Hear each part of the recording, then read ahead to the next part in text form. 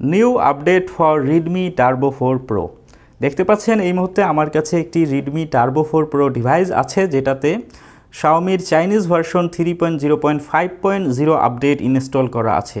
এই মুহূর্তে যদি আমি আপডেটার অ্যাপের মধ্যে ক্লিক করি তো এখানের মধ্যে দেখতে পাচ্ছেন অ্যান আপডেট ইজ অ্যাভেলেবেল। এখানে ক্লিক করলে একটি নতুন আপডেট দেখতে পাওয়া যাচ্ছে, যেটার ভার্সন হচ্ছে 3.0.7.0 আর এটি একটি 1 GB সাইজের আপডেট।